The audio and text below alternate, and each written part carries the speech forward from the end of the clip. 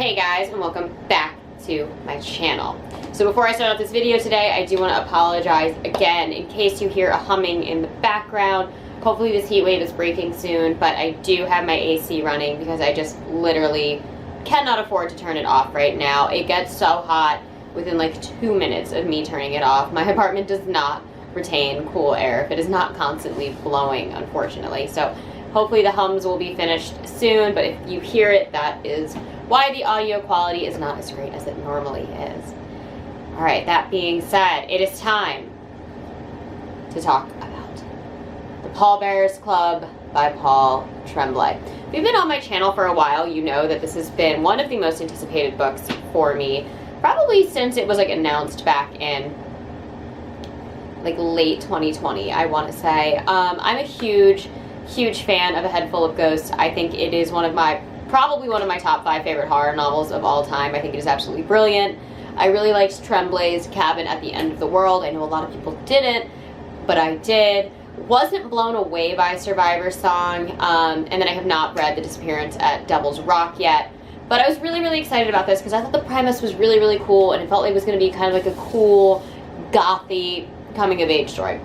Before I get into it, I'm going to read the inside flap of the cover. I did get this in my recent Nightworms package, which was awesome, but also why this review is going up a little bit later than normal, because I try not to pre-order books that I think Nightworms are going to include, so if I get some of those a little later, that is why. That being said, I have Ronald Malfi's Black Mouth on the way. I've been waiting for my Abominable box to see if it was going to come in that box, but I haven't gotten that yet, and I can't wait any longer. And I was really excited for How to Sell a Haunted House by Grady Hendrix, but I just learned yesterday, embarrassingly, trying to find it at the bookstore, that that book has been pushed back to January of 2023. Don't know why. That seems a little strange to delay it 6 months, but there you go. Anyways, let's read the inside flap of this. What if the coolest girl you've ever met decided to be your friend? Art Barbara was not so cool. He was a 17-year-old high school loner in the late 1980s who listened to hair metal, had to wear a monstrous back brace at night for his scoliosis, and started an extracurricular club for volunteer pallbearers at poorly attended funerals. But his new friend thought the Pallbearers Club was cool, and she brought along her Polaroid camera to take pictures of the corpses. Okay, that part was a little weird. So was her obsessive knowledge of a notorious bit of New England folklore that involved digging up the dead, and there were strange things, terrifying things that happened when she was around, usually at night. But she was his friend, so it was okay, right? Decades later, Art tries to make sense of it all by writing The Pallbearers Club, a memoir. But somehow this friend got her hands on the manuscript, and well, she has some issues with it, and now she's making cuts. Seamlessly blurring the lines between fiction and memory, the supernatural and the mundane, The Pallbearers Club is an immersive, suspenseful portrait of an unusual and disconcerting relationship. So that sounds awesome, right? That sounds like a book I would want to read. That's just not this book. It's not. I expected this book to be about a weird metalhead loner kid who started a creepy goth club, and I expected it to be about why and how he started the creepy goth club, to really focus on the creepy goth club, and then to focus on like the cool, like kind of punk, maybe vampire girl who joined. And for it to be him, like, looking back on life, kind of being like, this was my teenage years with my best friend, the vampire. That would have been a book I really wanted to read. It would have been like Let the Right One In, but less depressing. I'm not sure this book even has a plot. I'm not sure this book had anything to say other than Paul Tremblay going down memory lane with his own life. I spent the entire novel being like, oh, this is just Paul Tremblay's like supernaturalized biography. And then at the end, he's like, oh yeah, like Art Barbara's me. I was like, yeah, no shit. No shit. The Pallbearers Club just kind of exists from page 1. There's no real origin to it. There's nothing like that goes in depth about it. I do wonder if Paul Tremblay actually did that, but that seems like a fun, quirky thing that he probably added to this. And then the rest of the novel just reads like a bad reflection on his teenage years and him looking back on his life when he was in his 40s and then being like, how can I make this spooky? It's very self-deprecating. It's very, very wordy. It needed an editor so badly. And what makes this worse is that Paul Tremblay is very self-aware of that, because he has the best friend who might be a vampire, Mercy, writing in the sidelines all of her edits, basically highlighting all of the complaints that I have with this novel.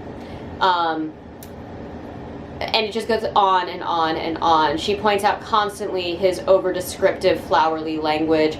She points out constantly his, like, just constant self-loathing, like, dramatic, woe is me attitude. Teenage Art Barbara is so frickin' whiny that just reading about his teenage years was painful, and the premise didn't need to be that way. And then we only get half of the book from, like, this teenage perspective, and then all of a sudden he's, like, I think in his mid-20s, and then in his, like his late 20s maybe, and then his 40s. Like, it hops around a lot towards the end of his life, and it just gets more depressing and more bleak and more weird. And this book isn't scary.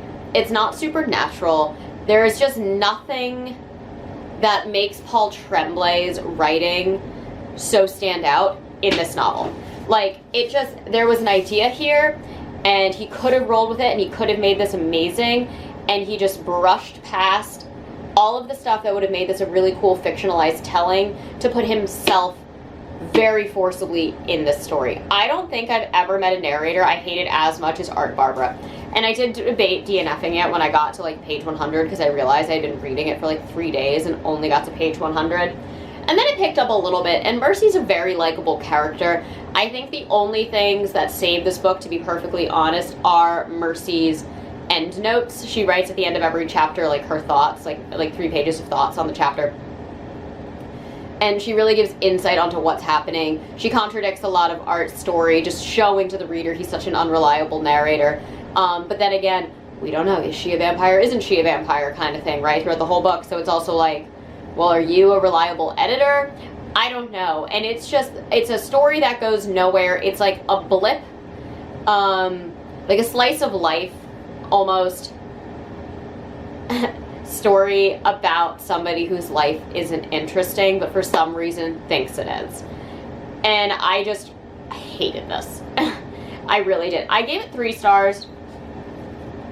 To be perfectly honest, this probably deserves a 2-star rating. The more I've removed myself from the book, the more I think I dislike it. And I feel like sometimes it goes the other way. But I think this, I will keep it with the 3-star rating, because I did like I liked that there was this shell of something that could have worked.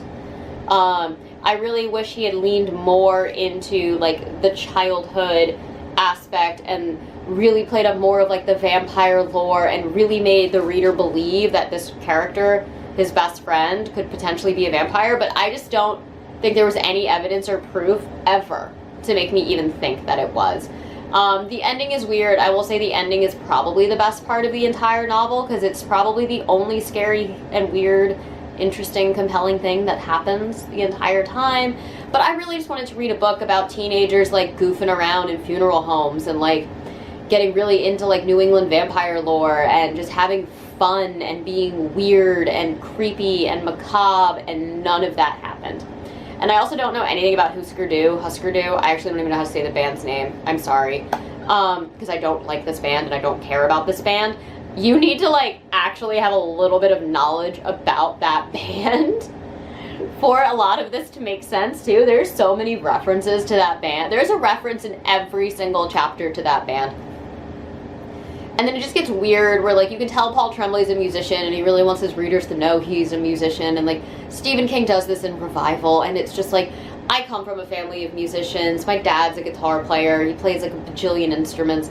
I don't need to know about note tabs. I don't need to know about the history of the bands you've been in if it doesn't add to the story. And there was just so much, like, just let me show you, like, my weird niche music insight trivia knowledge for, like, no reason, and I just didn't buy it. I also didn't buy Art's connection to Mercy whatsoever. I have friends that I have been friends with since I was 14 years old, since I was an infant, that, like, I still, like, have very close connections to, and if they faded out of my life and then came back in 10 years later, I would totally understand being like, acting the way Art does in these situations. But him and Mercy were not close enough for long enough for this story to make any inkling of sense in the way that it does. And it almost feels like it was just written like so uncohesively. Like I feel like the teenage years were written like at one point, and then his like mid years were written at another point, and then his later years were written towards the end, which like is how the book is structured, because years and years and years and years and years go by. But I feel like the only possible explanation for that type of writing and the situations that happened with all of those years is that that's what happened to Tremblay in real life, because from a novel's perspective, it makes no sense. Like there are minor plot points about like Art Barbara's parents that I don't care about, and they go on for pages, and it doesn't add anything to the story, doesn't add anything to the characterization, and it's just there and awkward and out of place. And I would love to talk about the story of this book. There just wasn't one. A kid makes a friend in high school, he goes to college, he does college things, he goes, becomes an adult, he works an adult job, he writes a memoir. Like, this was so boring. This was so boring. It was like, reading this book was like, back when I worked in retail and I would just scan items into like a catalog. Like it was so boring. It was like watching paint dry. Like just nothing happened the whole time. And it's like 300 pages. It's 300 pages and nothing happens. And I don't know why. And I feel like this could have been so cool and so fun and so whimsical, but for some reason the editor wouldn't let the author, and Tremblay should have done this on his own, like this is 100% his fault, but an editor should have said this, like, separate yourself more from this story. Like, you really, really need to, because we're not getting an actual story. We're getting a glimpse at a life that is really boring. No offense, Paul Tremblay's life, I'm sure, is really interesting now because he's a best-selling horror author, but Art Barbara is not. Lord, was this painful to read. It was just so slow, too. The pacing was atrocious. And, like, again, 3 stars because in the book there are some elements that I think are interesting. I really like the idea of the 2 unreliable narrators. I really like the idea of one correcting the other and you're not really sure if they're misleading our main reader or if they're telling the truth. Like, there's so much ambiguity in the entire book, which is hysterical because Paul Tremblay is like known for putting all of the ambiguity at the very, very end of his book. And this is just one big, ambiguous, weird, maybe a vampire story. It's not scary. It's just really, really boring. And has very, very, very little to do with pallbearing. The first, like, 30 pages do. The first 30 pages are great because it sets the tone for what I thought the book was going to be, and then it just immediately falls off the rails. And it had so much potential, and it could have been so cool, and it could have been so creepy. And I just really wish he had leaned more into, like, the kid thing, the club thing, the is she or isn't she a vampire thing, and it just was this weird, self-reflective, extremely depressing memoir. And I know that Mercy Brown, our second character, loves to correct Art in his story and constantly say that this is a novel and not a memoir, but I'm telling you, this is a memoir with, like, fictionalized vampires in it, maybe. And it was just boring. It was so boring. It was so boring. Oh god, it really should be a 2-star read. Maybe I'll change that. I don't know. I don't know. The farther I'm away from it, the more I hated this book. Anyway, I will not recommend this. Sorry. I'm really bummed by that because I'm a huge Paul Tremblay fan. And Cabin at the End of the World is being made into a film called, I think, Knock at the Cabin by M. Night Shyamalan. I think that's how you say his name. Which could be interesting. It could also be terrible because M. Night Shyamalan is the man who, you know, made the last Airbender movies. But yeah. Yeah, so that is what I have for y'all there. Sorry to be a downer, but hopefully Ronald Malfi's Black Mouth will be good. I'll be reviewing that as soon as I finish it. Anyways, that is all that I have for you guys today. As always, I post every Monday and Thursday, sometimes on Saturdays. If you enjoy these videos, please hit the like and subscribe buttons down below, and I will catch you all in the next one. Mwah.